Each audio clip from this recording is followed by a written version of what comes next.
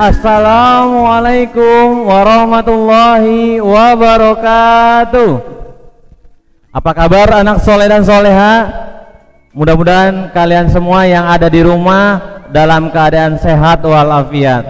Ustadz berharap kalian tetap semangat di rumah menerima informasi dari guru-guru kalian. Sebelum memulai pelajaran, Ustadz Fadli akan memberikan sebuah permainan untuk kalian yang ada di rumah. Silakan semuanya mengikuti yang akan Ustadz Fadli sampaikan. Ya.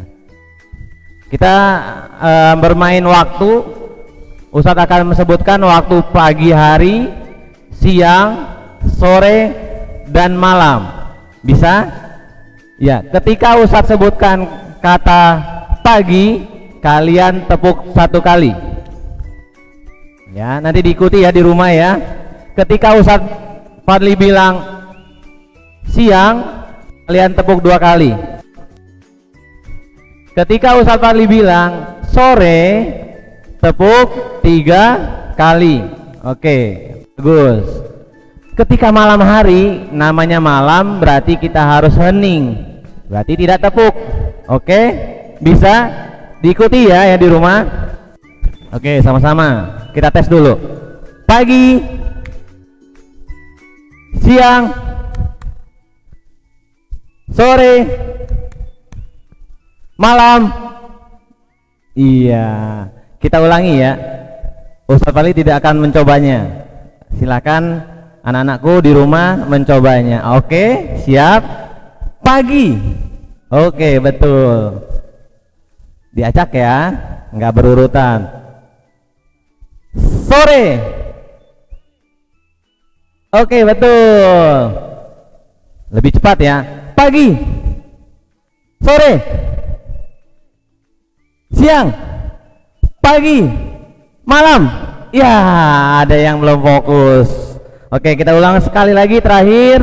Dicoba lebih cepat dan konsentrasi. Pagi, siang, malam.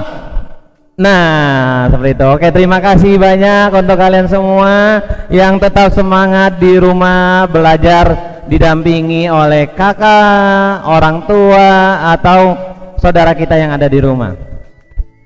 Oke, anak-anakku yang ada di rumah, kita akan belajar pelajaran IPS. Ya, kalian tunggu-tunggu kan pelajaran Ustadz Fadli? Pelajaran IPS kelas 6 kita materinya bab 3 tentang peran Indonesia dalam kerjasama ASEAN. Di bab 1 sudah kita pelajari ya. Untuk itu kita mulai kelas kita dengan membaca basmalah. Bismillahirrahmanirrahim. Oke, sudah siap semuanya? Kita lihat. Nah, indikator pelajaran kita pada di mana? Sini ya. Kali ini ya, tentang menjelaskan peran Indonesia dalam berbagai bentuk kerjasama di segala bidang. Nih.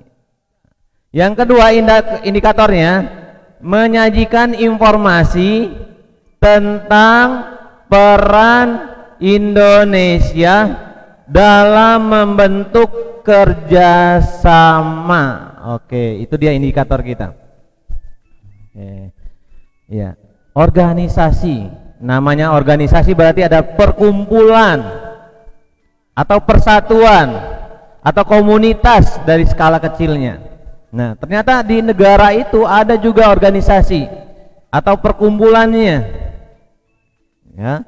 Kenapa ASEAN nanti? Pertama, latar belakang terbentuknya ini ASEAN. Ya. Jadi negara ASEAN ini teman-teman adalah negara perkumpulan negara-negara yang ada di kawasan Asia Tenggara. Nanti kita lihat petanya. yaitu pertama persamaan letak wilayah, yaitu di Asia Tenggara. Nah, kita ini orang Asia Tenggara.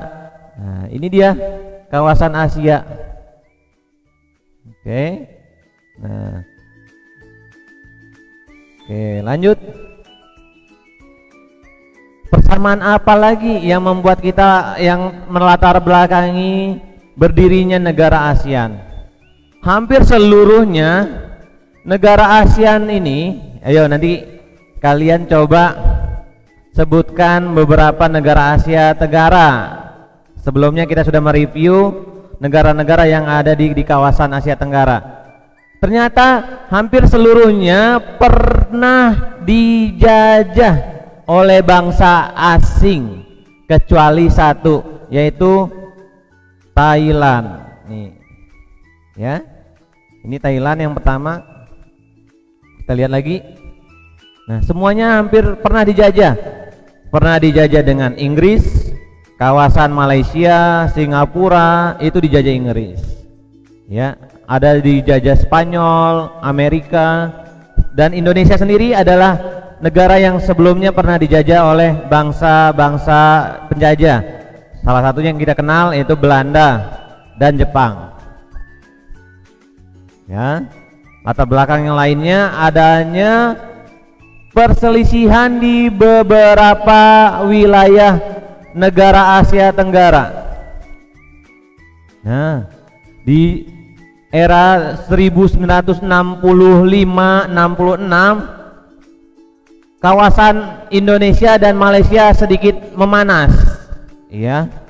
Padahal kita rumpun Melayu, karena pengaruh politik, ya, pengaruh ekonomi dan intervensi negara-negara sekitar kita pernah kayak diem-dieman lah gitu.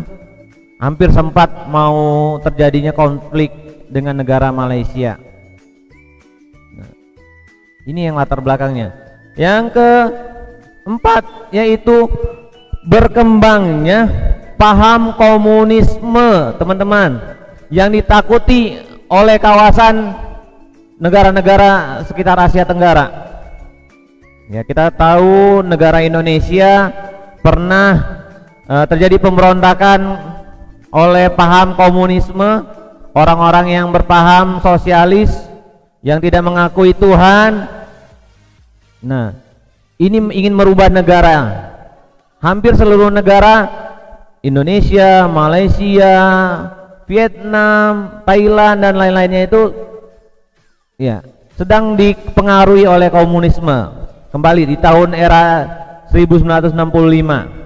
Ya, kita kenal di Indonesia namanya G30S PKI, yang 2 bulan lalu kita nonton sejarahnya dalam video dokumenter. Kita lanjut. Nah, ini dia ya. Ternyata di kawasan Asia Tenggara ini ada pengaruh komunis yang sudah masuk. Ya. Laos sama Vietnam, pengaruh komunis itu sudah kuat, teman-teman. Namun sekarang kita tidak menggabungkan negara itu karena tidak mempengaruhi sekali terhadap kebijakan negeri masing-masing. Negara-negara lain yang paham komunis ada Kuba, Amerika Latin, ada North Korea, di mana ini? Di Asia Timur atau Korea Utara, berselisih dengan Korea Selatannya. Ada Cina, RRC, pahamnya komunis juga. Oke, lanjut. Perbedaan kondisi fisik negara, ilmu pengetahuan dan teknologi. Ya.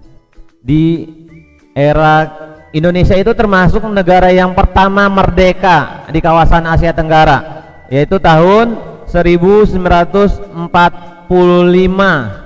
Lebih dulu, kurang lebih 15 tahun dari Malaysia. Dalam waktu kemerdekaan itu negara kita cukup maju dibandingkan negara-negara yang baru merdeka. Malaysia, Brunei, Filipina dan lain-lainnya. dan mereka membutuhkan SDM kita di zaman dahulu. Hingga pernah ada cerita dari nenek kita atau sejarah sebelumnya bahwa tenaga pendidik kita atau ilmuwan kita itu dibutuhkan sampai ke negeri Malaysia. Ya, kita bisa didatangkan ke Malaysia. Tapi hari ini kita yang membutuhkan mereka yang lebih maju. Ada apa gerangan? Ayo nanti kita belajar bersama-sama. Ya, berdirinya ASEAN ini dilatar belakangi oleh pertemuan 5 menteri luar negeri. Ini ya, sebagai 5 negara pendiri ASEAN. Ya, jadi Indonesia dan negara-negara lainnya yang sudah merdeka di tahun 67 itu bergerak menuju Bangkok ibu kotanya. Ayo apa? Oh ya, betul, Thailand. Di tahun 1967 tanggal 8 Agustus para menteri luar negeri ini berkumpul mendeklarasikan namanya Deklarasi Bangkok, bertujuan untuk mendirikan organisasi bernama ASEAN. Nah, ini dia lambangnya nanti. Ini negara-negara yang sudah masuk kawasan organisasi ASEAN. Kita satu-satu lihat negara mana saja yang 5 pendiri ASEAN. Kita lihat.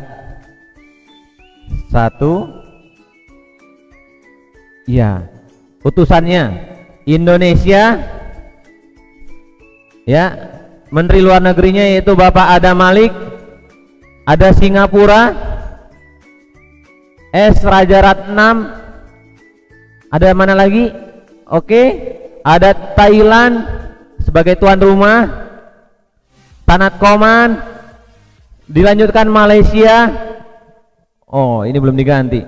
Tun Abdul Razak.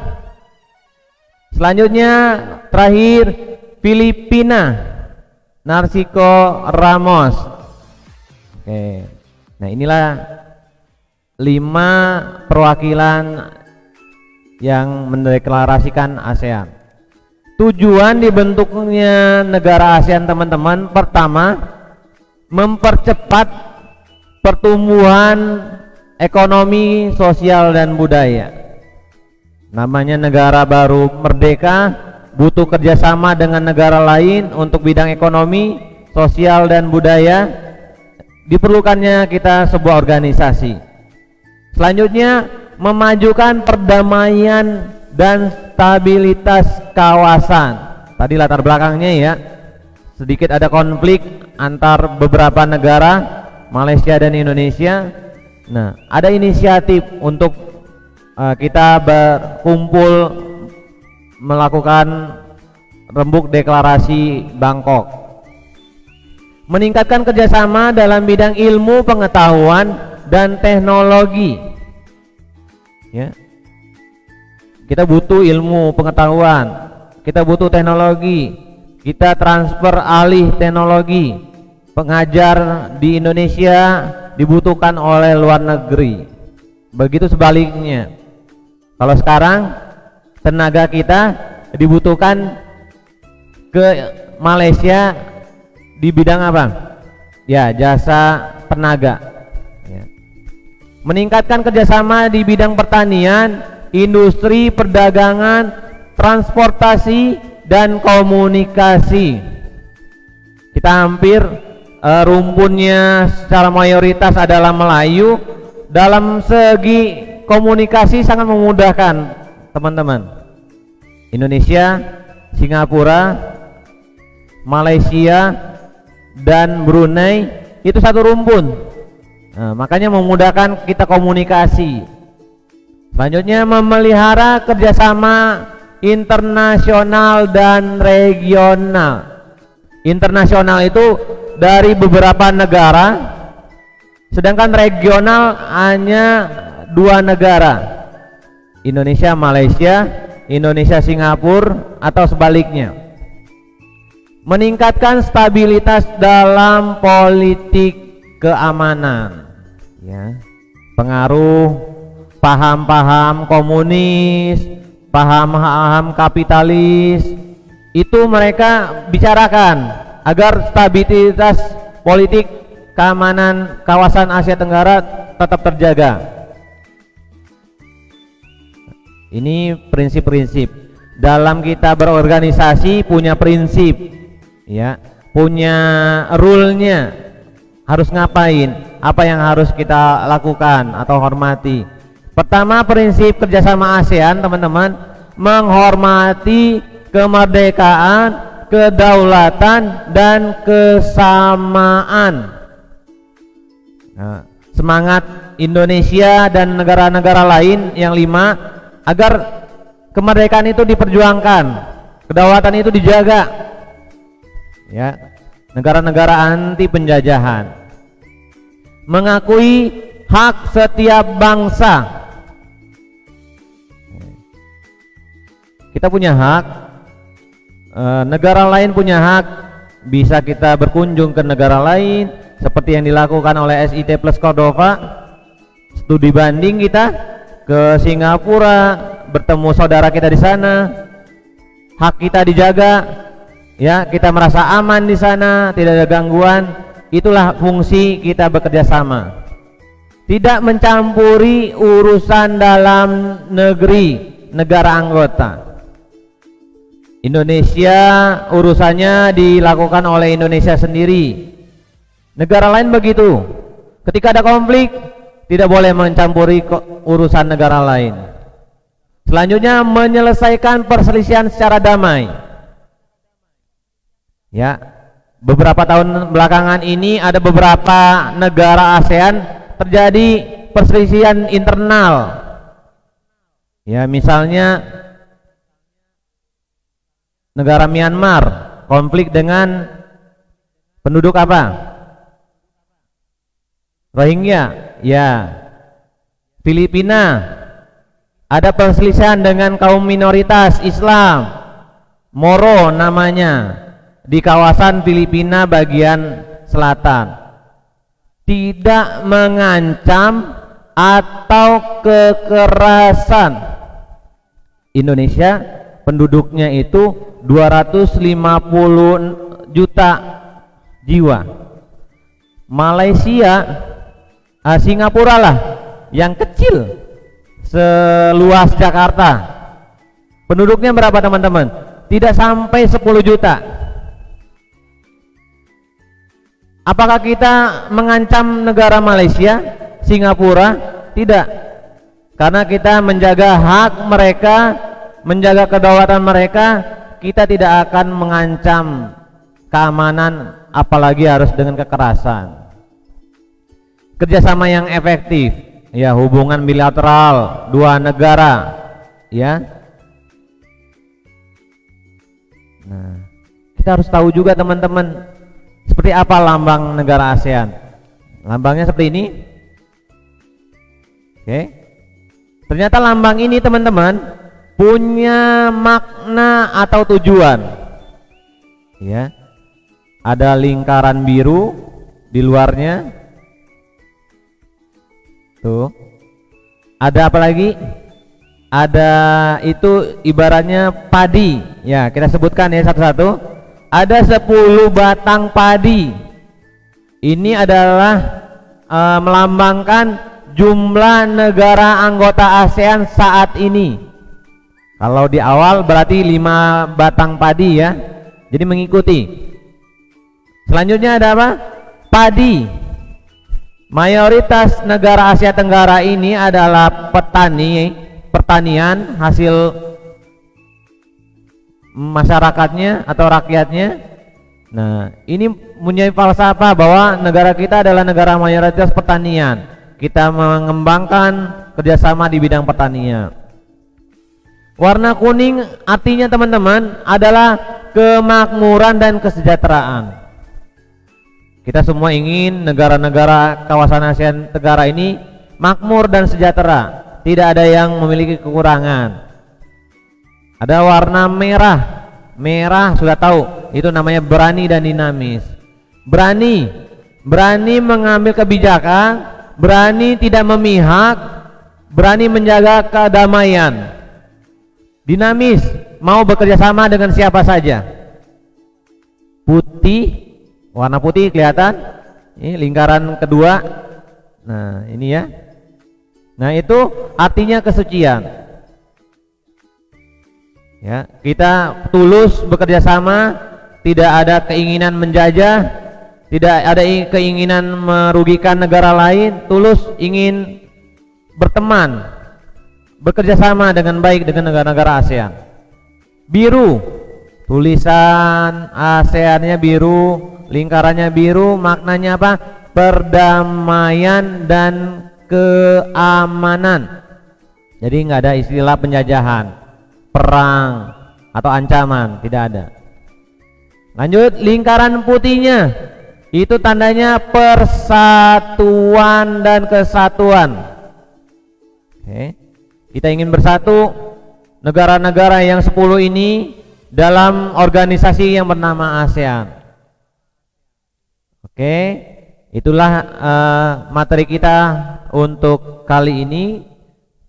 Selanjutnya, teman-teman di rumah silakan kerjakan secara mandiri tugas yang Ustaz berikan. Pertama, buatlah lambang ASEAN beserta makna dari lambang tersebut.